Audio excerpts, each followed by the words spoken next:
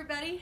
We have one more training week before the holiday break, and all of these puppies are finishing up their programs. So I wanted to give you a sense of sort of what we do in these last couple weeks is not teaching new skills, but we're trying to build accuracy and speed and recognition of all the cues. So I'm going to quickly go through and show you kind of how we combine all of our training skills into one quick little training session. So I'm going to try to do most of this without leashes on any of the dogs. So this is stuff you can replicate outside, in your yard, maybe in a driveway, or in the house even if it's hard for your puppy to concentrate. So Billy, come on. So we're going to start off, and I'm going to do some reward zone with Miss Billy and prep for our walking. Whoops. My bad, dropped a treat. There you go. So I'm going to do a bunch of stationary treating, and then I'm going to cue the puppy, let's go. Being very careful to try to not treat as the puppy lunges or jumps. Okay, you want to make sure that I get nice, all the paws on the ground. Whoop, that was, again, not ideal to treat as the puppy's feet are coming off the ground. Come on. There you go. And making sure I get a nice sit when I stop. All right, go to your bed. Let's go. Go. So again, combining skills. Down.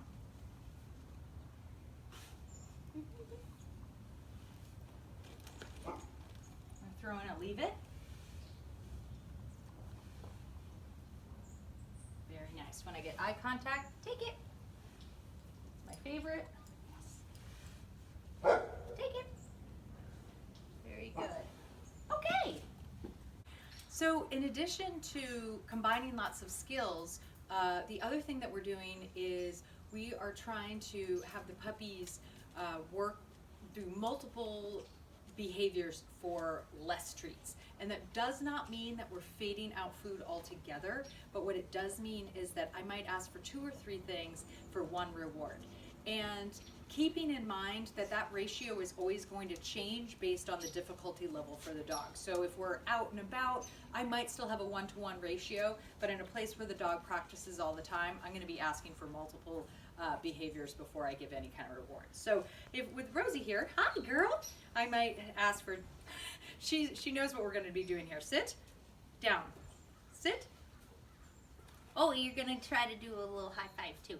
Good girl. So 3 things for 1 treat. Touch. Multiple touches for 1 treat. Touch. Yes, good. Good job. Very nice. All right, go to your bed. And now we're also working on longevity, meaning we're asking for longer downstays on the bed. And I'm adding distance. Okay, still, this is hard, so I'm going to be rewarding a little bit more than I would. Distance is the hardest part of, whoop, here we go. So, hey, down. So I made that a little bit too hard. Gained too much distance. So I'm going to adjust my pattern this time. Make it a little bit easier. And then, Rosie, okay, good girl. All right, the other thing we're going to do is we're going to add some distraction to some of our behaviors. So, very nice, good girl. Good girl. So I'm going to put a pile of treats, leave it. I'm going to put a pile of treats on the edge of this, leave it. Leave it. Come on. On the pile of treats on that mat, we're going to work on just doing some walking. Come on. By that pile of treats. Good girl. Another way to combine skills is to set up what I call a leave it landmine. around. This is a great thing to have kids do around the living room or a family room, someplace where you can spread out. I have, Margaret, go ahead and kind of just pan around here and show some of the things that I've got. So these all have food stuffed inside of them, okay? So this Kong has food. This is a food dispenser. It's got food inside of it. I've shown the puppy, leave it, yes. I've shown the puppy that there's food in each of these. So now what we're gonna do is we're gonna work on our walking skills. Let's go. And we're gonna have to walk around all these little landmine toys. We're not doing that yet. Okay, and again, they wanna go to their mat, which is cute, but not what we're working on. Good job. So the idea is that the dog's not even focused on that stuff. Good job. Ooh, what's that one? What's that? Look at this one. So I just rolled that and the food fell out. She's not even interested. So now I'm going to do a go to your bed. Go to your bed. Go to your bed. So this is really hard. Again, combining exercises. It's like, all right, I just worked on a walking exercise. Go to your bed. And now I stopped right in the middle and I asked her to do something else. That really requires our dogs to think about what it is that they're doing. Here. Okay, good job. All right, that's good.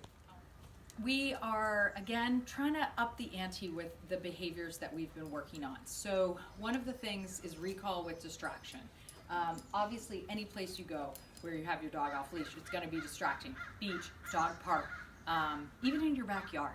So we really have to work hard on this. So what I'm going to do, and what you won't really be able to see necessarily, is Margaret, who's doing all the filming, has a handful of really delicious treats. I'm going to bring a dog over to her, Ace. I'm going to bring Ace over to her. She's basically going to have that handful of food right in front of his face, and I'm going to try to call him away and see how that goes, okay? And again, this is something you can have kids practice with each other, but the main rule of thumb always comes back to, if you say your dog's name and they don't look at you and make eye contact, make it easier. Maybe remove the distraction slightly, or create less distance between the person who's calling the dog and the dog. So we're gonna come over here. Hey, look what we got. Look what Margaret has. Oh. Ace, come. Yes, good job. Very good. And again, I'm gonna have a party. I'm gonna make our treats last a really long time. Okay, we're gonna try that again. Ace, come. Yes, good job. And we're making this hard. See, he wants to keep going back to her, but he does respond to his recall cue. She's got hot dogs and really yummy, oh, he didn't get any, so he decided to try. All right, so now what I'm gonna try to do, because Billy did not like, you may have heard her barking before, she does not like to wait on the other side when it's not her turn. She's really vocal. So I'm gonna try to do a couple things, again, to sort of work within what we've got going on. So I've got a Kong. I just shoved a bunch of treats in the hole here. So now I'm going to do two things. I'm going to try to keep her occupied and entertained, but I'm also going to let Ace know that this is here and try to call him away from this. Okay? Ace, come. Yes. Good job. Bring him back over here. Ace. Yes. Ace. Yes. Good job. Do you know that is so hard? Like, this is incredibly hard for a dog when another dog has rewards to leave it. So he's doing an amazing job. Ace, come. Yes. Very nice. Sit. Okay, now I'm going to bring him over and see if I can get him to lie down right near this treat. Down. I know he's so conflicted. Yes. Good job. Again, this is so hard that I'm going to keep my reward system really high. My plan is panning out very nicely where Billy is occupied, and she's helping me with my training. So there we go. Ace, come! Very good. Okay, go to your bed. Very good. Billy, come get that. Good job. Down. Very good. Okay, now if she lies down and she's nice and quiet, even if she's not playing with her toy, I can reward her for that. Ace. Very good. Good job. All right, so as you can sit. So as you can see, we're making things a lot more difficult for these dogs. Billy, sit. So the concept for this week and next week is to take the skills that we have been working on. We're adding significant levels of difficulty by adding distraction, by adding food, and we're working towards, when we can, and it seems appropriate, to be treating less for more behaviors. Okay, so multiple behaviors for, again, when it's not too difficult, for one treat. All right, so good luck this weekend, and for those of you that are coming back next week, it'll be our last week, and before the holidays, we'll see you then. Bye.